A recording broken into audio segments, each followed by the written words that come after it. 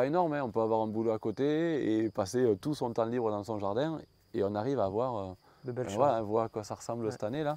Ouais. Pommier, lui qui devrait monter beaucoup plus haut, des roses trémières, de la consoude. Ah, c'est très sympa ça. Et tout ça sur 1 m². Hein. Alexis, il appelle ça des ronds-points. Vachement dense là quand même. Oui, là ça va être très très dense, Ouais. hein. C'est l'idée. Ouais. Ouais. Bah, si c'est pas dense, il va falloir désherber. Ok.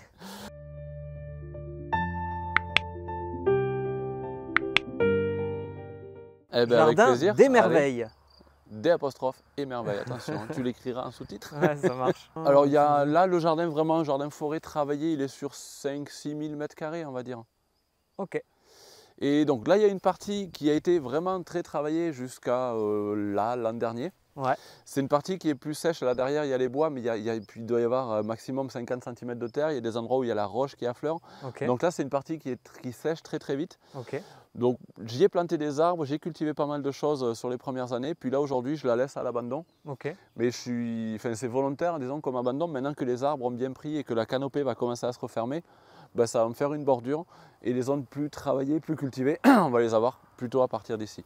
Ok. Là, le jardin, il y a l'endroit le plus bas, le plus creux, là par ici, c'est là-bas que le sol est le plus profond. Ok. Donc je ne sais même pas jusqu'à quelle profondeur on a la roche-mère. Ouais. Mais voilà, les zones les plus travaillées, cultivées, vont être par là-bas. Et dans le concept de Ben, guilde, toi? Si, toujours dans le concept de guilde. Déjà, on pourrait le voir même globalement. Ouais. On va finir sur ça si tu veux, mais globalement, il y a des arbres sur le côté. Donc à l'extérieur, c'est des chênes, tu vois, là, qui font, allez, ils sont à quoi? À plus de 10 mètres, 12 mètres, 15 mètres de haut peut-être. Ouais. Donc ça, c'est ce qui va un peu limiter les vents, changer un peu le microclimat qu'on a ici, faire en sorte que ce soit un peu plus humide avec moins de vent, donc plus facile à cultiver. Ensuite, si on se rapproche, eh bien, on a les arbres de bordure ici qui sont un peu plus petits. On a des figuiers ici, ils ont pris le gel, là, ils ne sont pas beaux en ce moment. Des noisetiers.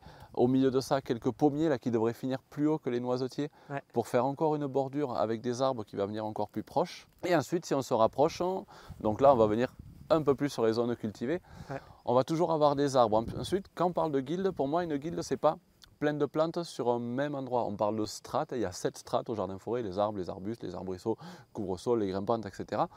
L'idée, c'est pas que les 7 strates elles soient sur le même endroit. Il faut que sur le lieu, il y ait le plus de strates possible, mais sur une même verticalité, on va en avoir 2, 3 strates, pas plus. Ouais. Tu mets un arbre, un arbuste, un arbrisseau, et si en plus il y a une grimpante dedans, les couvre-sols, ils n'ont plus assez de lumière. Donc l'idée, c'est qu'il y ait de tout. Donc les arbres en bordure, d'autres arbres ici, des petits fruits. Donc là, les petits fruits, on a quoi là-dedans? Alors là, c'est un peu fouillis, ça n'a pas été travaillé, tu vois, mais on a de la ronce. Alors ça, c'est de la ronce sauvage. Ok. On a des framboisiers qui sont par là-dedans. En couvre-sol, là, on voit surtout les couvre-sols, j'avoue. On a de la rhubarbe, on a de la consoude beaucoup. Là, on a les gaillets. Alors ça, c'est sauvage pour le coup, ça vient s'incruster un peu. Mais ça se mélange. On a là-dedans, là, on a un poirier, tu vois, lui qui est en train d'arriver. Là, je me oublié qu'il était là. Donc voilà, là c'est ce qui se passe sur une guilde quand on la laisse à l'abandon. Celle-là, elle n'est pas travaillée du tout. Ok. Et ensuite, on va avoir des guildes qui sont un peu plus complètes.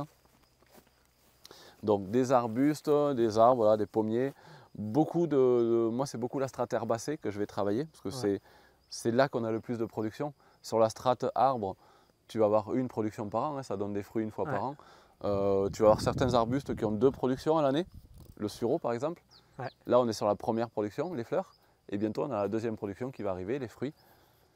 Et par contre, la strate herbacée, c'est là où on va avoir plusieurs récoltes dans l'année.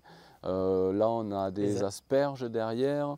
Là, on a du réfort qu'on pourrait ramasser en automne, de la consoude qu'on ramasse à peu près toute l'année. Pour l'entretien, du coup, si c'est vivace, ça va être du paillage, des herbages beaucoup. Ouais. Ouais, tant que la partie vraiment couvre-sol n'est pas parfaitement efficace, tu vois, on le voit sur celle-là, hein, si tu touches plus, tu as beaucoup de gaillet qui revient.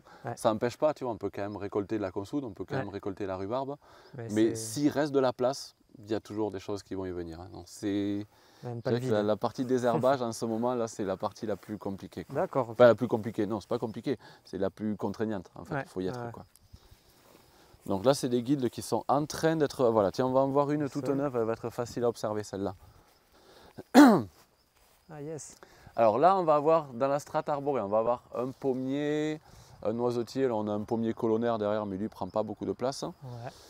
Dans la strate qui va aller un peu plus haut, mais là il est tout petit, c'est un arbre à miel, Tetradenia je crois, son nom latin, mais qui va, voilà, lui qui va aller un petit peu plus haut. Ensuite dans la strate un peu plus basse, on va avoir Alors, caragagnier, c'est un buisson, un petit arbre fixateur d'azote. Ouais. Alors, je dis strate un peu plus basse, lui il peut monter à 2, 3, 4 mètres de haut, mais on va déjà assez haut quand même ouais, chez mais nous. on va le tailler quand même, on va le réduire pour qu'il reste buisson. Ok. Ensuite, dans la strate vraiment buissonnante, pour le coup, on a les petits fruits, on a des cassis, de la casseille. C'est vachement dense là quand même. Oui, là ça va être très très dense, Ouais. hein, c'est l'idée. Ouais. Ouais. Bah, si c'est pas dense, il va falloir désherber. Ok. Donc voilà, strate buissonnante. Ensuite, dans la strate herbacée plus basse, on a des réforts, on a des cardons, on a de la rhubarbe. Strate en vivace encore plus basse, on va avoir des consoudes autour des arbres, consoudes ici, j'ai des consoudes autour des arbustes là. Ouais. Et ensuite, tout ça c'est vivace. Et ensuite, on a les plantes annuelles qui vont pousser plus vite et qui, elles, vont prendre la place cette année. Donc c'est là qu'on a les tournesols et les maïs. Ouais, j'hésitais. Ouais. Donc maïs, tournesol. Là derrière, on a un buisson de topinambour. Lui, il est là depuis longtemps déjà. Ouais, ça marche bien ça, topinambour. Ah ben ça, pour le coup, c'est hyper rustique. Hein. Donc le buisson était plus gros, mais j'ai taillé et je me sers de ça, tu vois, pour faire de la biomasse. Et il y en a beaucoup qui sont au sol. Et voilà, donc là, on a une guilde qui est assez complète, qui est toute neuve encore. Alors c'est sûr que c'est très très dense, hein. Chaque plante n'aura pas assez de place juste pour elle, chaque plante ne pourra pas s'étendre autant qu'elle voudrait. Elles vont être un peu toutes les unes sur les autres. Et ça va être, moi j'aime bien l'image de chef d'orchestre, c'est moi qui vais décider à qui je donne l'avantage. Si je veux avoir cette année du maïs et que mes topinambours commencent à faire de l'ombre à mes maïs, je vais tailler les topinambours. Ouais. Si à un moment les maïs font trop d'ombre à mes vivaces que j'ai mises en place, là, mes casseilles, mes cassis, tout ça, ben je vais quand même peut-être réduire un petit peu les maïs. Et une fois que ça sera en place, si les rhubarbes font de l'ombre à mes réforts et que j'ai envie d'avoir du réfort, je vais quand même réduire un peu mes rhubarbes. Réduire, c'est-à-dire que je vais les récolter pour pouvoir les manger et pour que les réforts puissent quand même pousser à côté. Donc voilà, l'idée c'est que tout soit en place et que selon mes envies, je vais donner l'avantage à un ou à l'autre, mais jusqu'au bout faire en sorte que tout le monde survive quand même. Je ne vais jamais laisser une plante faire de l'ombre à une autre au point que l'autre va mourir. Je ne vais jamais tailler une plante au point de la supprimer. Je vais faire en sorte qu'elle reste toute là, mais que je puisse moi continuer à jongler entre une production, une autre, voire... Enfin, moi, c'est très dense, mais je pense que tout peut produire en même temps. D'accord, il y a de beaucoup de densité, mais il y a quand même de l'intervention derrière. Et ça nécessite aussi la compréhension. On n'est pas sur une forêt sauvage, on est sur un jardin-forêt. Donc jardin-forêt dit écosystème entretenu quand même. Ouais. Alors on n'a pas parlé d'ailleurs du temps passé. Parce que ça peut passer pour un truc très gourmand en temps. Ouais. C'est la permaculture, on dit souvent c'est un truc de feignant. Parce que justement il y a beaucoup de choses qui se font tout seul. Mais moi je dirais c'est un truc de feignant peut-être, mais c'est un truc d'intellectuel en fait. C'est hyper réfléchi, mais si c'est bien fait, les interventions au final c'est juste des récoltes. Ou alors de la fauche, de la taille pour réduire certaines plantes, mais c'est hyper réduit quand même. Et au final ce qui va prendre le temps c'est récolter, consommer quoi. Et la partie réflexion effectivement. Et la partie réflexion, mais ça voilà. Ça oui, ça serait que je la compte pas. Moi je compte le temps que là maintenant je compte le temps que je passe ici. Ben, le travail physique dedans, ici, quoi, le travail concret sur le jardin. Et j'essaye là depuis pas mal de temps parce que j'ai d'autres activités à côté aussi, entre la chaîne YouTube, etc., de travailler presque tous les jours ici, on va dire du lundi au vendredi au moins, et tous les après-midi je bosse 2, 3, 4 heures. Allez, en moyenne 3 heures par jour, 5 jours par semaine. D'accord. Ça fait, on va dire une moyenne de 15 heures par semaine, quoi. C'est pas énorme, hein. On peut avoir un boulot à côté et passer tout son temps libre dans son jardin, et on arrive à avoir de belles choses. Voilà, voir à quoi ça ressemble cette année là. 3 heures par jour, alors des fois j'ai des petits coups de main, mais globalement à 3 heures par jour, 5 jours par semaine, on peut avoir quelque chose qui ressemble à ça. Et puis tu as quand même beaucoup de potagers, etc., quoi, de plantes potagères. Alors ouais, j'en ai un peu quand même. Avoir peut-être moins d'entretien en mettant peut-être plus de couvre-sol, je sais pas. Hein. Ouais, vivace, diminuer un peu ton temps d'entretien. Après l'idée c'est quand même de me nourrir aussi. Voilà, c'est donc ça. Avec ça dépend de l'objectif. Moins de potagère et plus de vivace couvre-sol, je pourrais mettre de la consoude partout. Mais je pourrais mettre des rhubarbes partout, je pourrais mettre des cardons partout pour faire vraiment des gros couvre-sol. Et au final, je ne veux pas me nourrir que de consoude et de rhubarbe non plus, quoi. J'adore ça, hein, mais donc il faut quand même qu'il y ait des zones potagères qui soient régulièrement renouvelées. Et du coup, les zones potagères et le jardin et la guilde fait partie de la guilde finalement du jardin forêt. Pour moi, ou tu la mettras à part. Non, pour moi, tout fait partie du jardin forêt. Comme je dis, le parking fait partie du jardin forêt et les arbres que je vais choisir pour me faire de l'ombre là-bas, ils vont jouer un rôle ici. Ça peut être des pollinisateurs, ça peut être... Il y a des arbres, il faut un pied mâle, un pied femelle. Le pied femelle, l'arbre femelle va donner des fruits, mais l'arbre mâle fait le pollen. L'arbre mâle, tu n'as pas besoin de l'avoir dans le jardin. Ah ouais. Tu peux l'avoir sur le parking pour faire de l'ombre à ta voiture. Tu n'as pas les fruits dessus, donc tu n'as pas les fruits pourris qui tombent sur la voiture.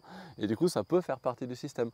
Bah, le potager, pour moi, un potager tout seul, isolé, sans arbre autour, ça ne marche pas. Ouais. Un potager, enfin ça ne marche pas. Si, ça marche. Il va falloir arroser plus. Il va falloir ramener de la biomasse, ramener du paillage. Alors que si tu as les arbres à côté, tu vas couper quelques branches, ramasser des feuilles mortes et tu te fais ton paillage avec. Ouais. Donc moins voilà, résilient, pour quoi. moi, le potager est beaucoup plus résilient Mm. s'il est intégré Au système. au Ouais, ouais. système global, quoi. Yes. La partie oseille et roquette, ça tiendra peut-être moins longtemps. La bordure avec les hémérocales, j'espère qu'elle va rester un peu. Ça, c'est des hémérocales horticoles, enfin des variétés horticoles sélectionnées qui sont très peu vigoureuses, parce que Yes. sinon c'est hyper envahissant. Ah oui. Ah, il y en a d'autres. Hémérocale, fleur de lys. On pas ça l'appelle le lys d'un jour. Lys d'un jour, ouais. Ouais, Qui est comestible aussi, ouais. Ah ouais, toutes les racines, les feuilles, les fleurs, Ouais, tout les se mange fleurs, dessus. ouais. Et voilà, pour le coup, oui, moi quand je dis légumes vivaces, c'est et tout ce que je vais cultiver, là, il n'y a que de la comestible. Même les plantes que j'utilise pour les bordures, même les plantes que j'utilise pour la biomasse, tout se mange. On n'est pas sur les fleurs des ronds-points Non. Et encore que je suis sûr qu'il y a des fois des fleurs qui mettent sur les ronds-points qui sont comestibles. Ouais, les pensées. Le dahlia est comestible, Ouais, le ouais. canna est comestible. Il y en a plein qui se mangent. On voit un tubercule à fond. Et la vigne qui vient courir, du coup. Et voilà, ça c'est un truc que je fais, on le verra encore sur une autre pergola, là j'en ai deux, ça c'est la petite, celle-là, sur lesquelles je fais grimper les vignes au-dessus. Ouais. Donc l'idée c'est sur les parties hautes, vraiment faire de l'ombre avec les vignes. Et puis pour pouvoir en dessous cultiver du légume. La vigne ne fait pas beaucoup de concurrence aux légumes parce que la vigne, la racine est un peu à l'écart. Et c'est des racines vraiment qui descendent en profondeur et qui ne vont pas trop tracer en surface. Ok. Puis de toute façon, vu que c'est des zones qui sont travaillées tous les ans, c'est des tubercules, donc tous les ans, au moins une fois, je retourne la terre pour récolter. C'est-à-dire que toutes les racines qui pourraient venir en surface, elles sont cassées tous les ans. Et du coup, il n'y a pas de concurrence racinaire à cet endroit-là en tout cas. Ok. C'est une zone qui est toute neuve. Ouais, avec une belle haie Voilà. sèche. Donc là, j'avais une haie qui venait jusqu'à ici à la base. Alors, il y a encore les troncs des pruneliers partout là. Et sauf que c'était trop large comme haie, ça mangeait de la place. Ouais. Et surtout, ça servait de corridor, tu vois. Les animaux peuvent passer, les sangliers, les chevreuils pouvaient passer. Okay. Sauf que là, ils ne faisaient pas que passer, ils pouvaient squatter là-dedans. Et moi, je râlais que je me faisais manger tous mes arbres à côté. Okay. Donc voilà, on a réduit la haie. Donc là, aujourd'hui, elle fait plus que 4 mètres de large, ce qui est largement suffisant pour qu'ils puissent circuler. Donc tous les pruneliers qui ont été coupés, on a pu faire la haie sèche au fond, là, qui est super top, jolie du coup. Ouais, il y a plein de vie là-dedans, à mon avis. Là. Ah ouais, complet, ouais. Et donc là au sol, on n'a rien fait du tout, on a juste coupé et entassé au fond. Donc aucun travail du sol, j'ai juste mis des lignes de paille et des pommes de terre posées sous la paille, rien de plus. Ouais. Et puis on verra en fin d'année là comment on peut récolter ça. Mais même si ce n'est pas la méthode la plus productive, vu la quantité, ça risque quand même de m'en faire un petit peu. Mais ouais, du coup les arbres, il y en a un peu partout, tu vois, ça a beau être beaucoup de zones potagères. Ouais. Si tu lèves les yeux, il y a des arbres, partout. Qui se forment et qui grandissent. Hein. Voilà, ouais. Alors qu'ils ne sont pas forcément tous très vieux, tu vois, les plus vieux, ça va être ceux-là, ce cerisier-là, celui-là. Quel âge ils ont? 7-8 ans, ils n'ont pas 10 ans, quoi. Ouais, d'accord. Donc ça va aller encore un peu plus grand. Peut-être qu'à terme, si c'est trop grand, j'en supprimerai certains ou j'en taillerai, j'en réduirai certains. Tu choisiras, ouais. Mais bon, l'idée, c'est que quand même, pour moi, c'est vraiment une des bases qu'il faudrait faire ça dans tous les jardins forêts. C'est au moins tout le tour des haies pour limiter les vents. Ouais. Et puis, soit des lignes avec des arbres comme on fera en agroforesterie, ou alors des arbres isolés, mais que quand même sur la zone, il y ait des arbres, que ce soit pour la biomasse que ça va ramener. Tu vois, les feuilles mortes qui tombent au sol tous les ans, ça ramène de la nourriture au sol. L'ombre que ça va faire, la fraîcheur que ça va ramener. C'est juste la densité. Tu disais planter des arbres tout à l'heure, c'est pourquoi en fait? C'est justement pour créer des zones d'ombrage? Pour recréer un écosystème qui ça joue. En fait, si on devait faire la liste de tous les intérêts de l'arbre, ça serait énorme. C'est structurer le sol, aller récupérer en profondeur tous les éléments fertilisants qui lessivent dans le sol. Eux, ils ont les racines qui vont quand même en profondeur, qui vont les ramener en surface. Et par les feuilles qui tombent au sol, ça va nourrir le sol. Ouais. Tous les micro-écosystèmes, les micro-habitats qui vont être créés là-dedans, toute la biodiversité que ça va nourrir, les fruits que ça va produire, la fixation du carbone, le fait de l'évaporation, l'évapotranspiration par les feuilles va humidifier un petit peu l'air ambiant, donc créer des microclimats ici. Ça a plein d'intérêts. Multiservice. Et puis selon le type d'arbre, de temps en temps, on va pouvoir en couper certains. Tu vois, on va pouvoir aller voir là, j'ai des trognes. Ah, tu as des trognes. C'est des toutes jeunes trognes, mais j'en ai un peu plus vieilles de l'autre côté. Pour faire de la biomasse, justement. Une trogne de frêne. Ouais. Donc ça va faire de la biomasse, hein, Ouais. ça va faire du bois de chauffage, ça va faire Ouais. du bois dans lequel on peut faire pousser des champignons, Ouais. ça peut faire des manches d'outils, ça peut faire du bois pour faire de la vannerie. Mm. Donc voilà, des trognes comme ça, et j'essaye d'en faire un peu partout. Chaque fois que j'ai un frêne qui pousse, hein, tu vois, j'en ai un peu partout, j'en ai un autre. Là, c'est une trogne un peu plus basse et Ah ouais. encore un peu plus jeune. Donc le frêne se trogne bien du coup. Oh, le frêne, ça fait partie des arbres qui se trognent bien, le saule aussi, mais là ici, moi, c'est une région à frêne, hein, donc, et on peut faire de la freinette avec les Ouais. feuilles aussi, ouais. Ouais. Et là ici, ben, ça sera des haies fruitières. Donc j'ai fait avec donc d'abord une ligne avec des arbres et des couvre-sols. Ouais. En arrière, donc beaucoup de consoudes, pas mal de buissonnantes qui sont réparties là-dedans. Une bordure, l'autre côté, côté sud, avec des hémérocales, c'est mais là marrant, pour le ça. coup, c'est d'autres variétés d'hémérocales qui, celles-là, sont beaucoup plus vigoureuses, Ok. qui vont faire une ligne très très dense. Et au milieu, des cardons, peut-être j'y mettrai d'autres choses. Donc là, ça va faire une grosse biomasse très très dense et très couvre-sol, avec les arbres derrière. Les hémérocales, tu t'en sers de bordure en fait Je tente. Tu tentes. Je Ok, tente. c'est en Il faudrait que expérience. je te montre, tu vois, si tu vois les buissons, à quoi ça ressemble, un Ouais, buisson ouais. d'hémérocale, ça fait quelque chose de très très dense. Ouais. Et là, je me dis, sur cette ligne-là, si j'arrive à avoir un buisson large comme ça, très très dense, Ouais. avec une ligne qui devrait être, allez, haute comme ça, de cardon, et avec la ligne de poirier, prunier, pommier que j'ai mis là derrière, Ouais. ça devrait faire une ligne avec une biomasse Très juste sympa, énorme. ouais. Ouais. Et si à un moment, ça fait trop dense, trop de concurrence par rapport aux arbres, ça se taille, hein, tout ça. Ouais. Tu peux le tailler sans souci, sans que ça fasse trop de... Ouais. Ça va pas tuer la plante, quoi. Faut pas avoir peur de planter des fois. Ben, j'essaye de tester un peu la syntropie maintenant, l'agriculture syntropique, où on dit que c'est vraiment la biomasse à fond, densité à fond. Et ben voilà, il y a cette phrase qui revient souvent, c'est si tu as peur qu'il y en ait trop, mets-en 2 fois plus. Ouais. Je ne sais plus que c'est la phrase, mais quelque chose comme ça. Ben, du coup, il faut faire hyper dense. Ouais. Ben, on va voir. On teste. Bon, là pour le coup, moi j'ai pas fait très dense hein, au final, et tu vois, il y a plein d'espaces libres encore. Mm. Dans ces espaces libres, je pense que là je vais venir y rajouter des maïs, des tournesols qui seront taillés en cours de saison. Ben, peut-être pas tous parce que le maïs j'aime bien. Ah, c'est cool. On voit Bon bien. là une autre ligne mais qui n'est pas faite encore, là c'est juste des engrais verts là pour l'instant. Ouais. Puis là on voit bien l'ombre des arbres là sur la vidéo là.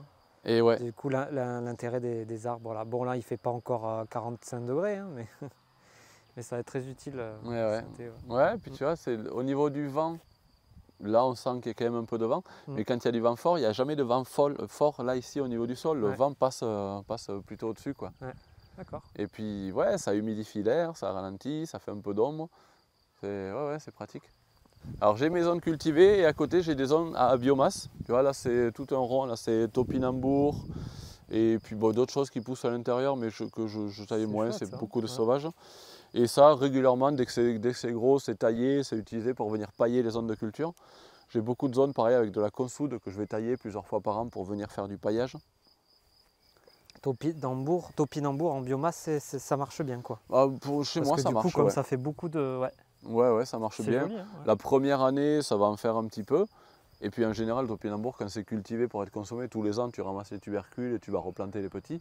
Ok. Là, c'est pas récolté. Là-dessous, là, je ne sais pas combien de kilos de tubercules, il doit y avoir des trucs énormes. Ouais. Du coup, il y a de la réserve. C'est même en cas de sécheresse, ça pousse bien. Et D'accord. si à un moment tu vois que c'est sec et que ça souffre un petit peu, éventuellement tu coupes tout, tu rebalances un peu d'eau pour relancer, et ça va relancer une petite pousse, mais qui sera moins gourmande en eau parce que ça repart à zéro, quoi. Donc c'est bien. voilà, production de biomasse. Trop bien. Puis là, Petit il y a conseil du pour les volume, gens hein. là, c'est pas mal. Alors, bon, là, il y a beaucoup de petits massifs. Là, c'est moins des lignes, c'est plus des îlots avec, il y a des arbres fruitiers, il y a beaucoup de jeunes arbres qui viennent d'être plantés, un peu de sauvages qui viennent s'incruster, des herbacées, des couvre-sols, des hémérocales qui sortent un peu de partout, il y a des consoudes là derrière, il y a eu canal là. Donc voilà, beaucoup de choses. Plus voilà, ça part sauvage. Ça a été planté et ça a été volontairement abandonné. Ouais. Là, l'idée, c'est qu'après, ça reste autonome. Puis on le voit, même à l'abandon, enfin, tu vois, les cannes poussent bien, les consoudes poussent bien, On peut se dire, les hémérocales derrière là-bas vont bien, le pommier, là, lui, il est au-dessus et il va s'en sortir. il y a de la concurrence, mais au final, bon. Oui, mais Ça la arrive à nature fonctionne comme ça. Hein. Concurrence, ça tue pas les plantes. Hein. Si c'est bien fait, ça tue pas. Chacun trouve sa place, quoi. Bon, là sous la serre, pour l'instant, il n'y a rien qui a été fait. Là, cette année, le projet, c'est plutôt sur la serre. Faire de l'ombre. C'est ouais. Après, je verrai si je ferai sûrement des zones potagères, je ne sais pas trop quoi encore dessous. Parce que là, à la base, la serre était bâchée, mais vu qu'ici, on n'a pas beaucoup d'eau l'été, je ne pouvais pas arroser sous toutes mes serres. Donc voilà, l'idée, c'était de supprimer la serre. Et après, je me suis dit, mais juste supprime la bâche, en fait, mais garde la structure. Ouais. Donc là, sur les bords, là, par contre, ça a été bien travaillé. Il y a eu des engrais verts, là, des gros engrais verts qui ont été faits ici, Ok. plaqués au sol, compost, paille, broyade de déchets verts par-dessus. Donc là, la fertilité, elle va être au max. Ouais. Et je vais y planter, là, je dois avoir 80-95 pieds de plein de courges, plein de melons, plein de calebasses, coloquintes, gourdes, concombres, plein de cucurbitacées différentes qui vont être de chaque côté de la serre. L'idée, c'est que yes. ça couvre tout le tunnel. Ah, et que tu viens de Donc tu vois, tu as le récolter. feuillage dessous, tous les fruits qui vont pendre à l'intérieur. Là. Ah, ça va être top, ouais. Donc si ça marche, ça devrait être joli. Ouais, c'est clair. Je l'ai tenté l'an dernier avec juste des concombres, j'ai eu 20 ou 30 variétés de concombres différents. Mais c'était pas assez fertile, ils ne sont pas montés très haut. D'accord, ok, c'est pour ça que tu as Bon, amendé. alors, là, cette année, là, je peux pas faire mieux. Niveau fertilité, si là ça marche pas, Ok. je sais Ah pas. bah tu nous diras, on fera une vidéo, Ah, c'est j'imagine, prévu. là-dessus. Bah là déjà, la vidéo sort aujourd'hui sur comment j'ai préparé ces zones. D'accord, Là. ok. Tiens, regarde, on parlait de guilde là, on a des petits îlots de guilde là que j'ai testé l'an Ah, dernier. c'est l'entrée là, c'est trop marrant Donc, ça. hémérocale, la balsamite, l'arbre à faisan qui devrait aller un peu plus haut. Il n'y a pas de tanésie dans celui-là, non, c'est dans l'autre. Au milieu, un pommier, lui qui devrait monter beaucoup plus haut. Des roses trémières, de la consoude. Ah, c'est très sympa ça. Et tout ça sur 1 m². Hein. Alexis, il dense, appelle hein. ça des ronds-points. C'est Ouais, vrai que ben là, voilà. du coup, ça fait un rond-point. Ben voilà, un petit Je lui rond-point. montrerai. Ouais. Ben, on est dans l'entrée, du coup, c'est vrai que c'est là que ça peut circuler. Et l'idée, c'est après de faire une zone, un îlot qui sera un peu plus grand. Mais partir sur un îlot très très grand, c'est difficile d'avoir la bonne quantité suffisamment de plantes. Et du coup, il y a beaucoup de désherbage derrière. Là, sur un îlot aussi dense que ça, dès la deuxième année, il y a déjà de la concurrence, elles sont déjà les unes sur les autres. Ouais. Et dans ce qui va pousser dedans, tu vois, au niveau herbe, il y a un peu d'or général là, qui Un pousse. petit peu, ouais. Il y a ça là, je sais quoi, de la lamsane. Mais sinon, voilà, niveau concurrence, moi je tourne autour. Et dans quelques années, quand le pommier, quand les buissons, quand tout aura bien poussé, fera de l'ombre, Ouais. ben, il n'y aura plus de concurrence. Donc c'est quasiment autonome dès le début.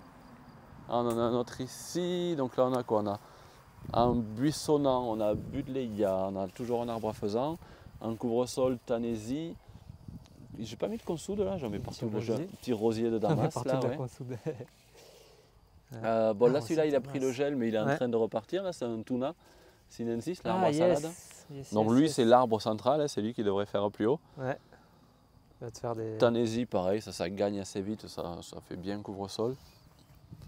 Ouais, ça c'est c'est des petits îlots très diversifiés, mais très très denses et du coup autonomes dès le début. Quoi. Ouais, trop bien. C'est un bel exemple ça, qu'on peut donner. Et la serre, bon, après la serre, c'est pas forcément de la pépinière, bon, pour avoir la pépinière aussi, mais vu que je produis moins de plantes, à la base toute la serre était remplie de plantes à vendre. Et vu que j'en produis moins, ben maintenant toute la serre, toutes les bordures sont cultivées.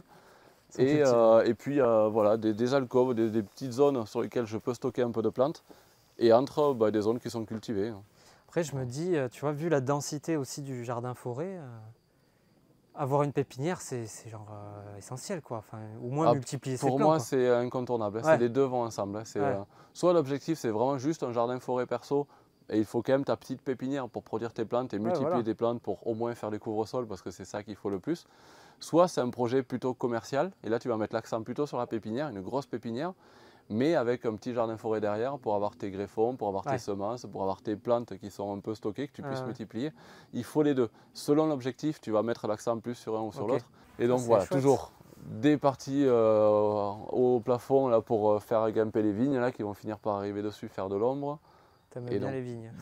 Ouais, ben ça fait partie. C'est pas que j'aime beaucoup ça, enfin si, j'aime beaucoup ça. Mais tu vois, il pourrait y avoir plus de passiflore, de fruits de la passion, il pourrait y avoir plus de kiwi. Ben, le fruit de la passion, ici, il pousse pas trop. Enfin, il va faire des fruits, mais c'est pas très charnu. Le kiwi, ici, il tient pas. Par contre, la vigne tient très bien. Bon, ben, ça tombe bien que j'aime bien le raisin, mais c'est vraiment la plante qui pousse très bien ici. C'est pour ça que c'est celle-là qui est beaucoup. Après, on a la kébia, tu vois, là, on en a un derrière, là.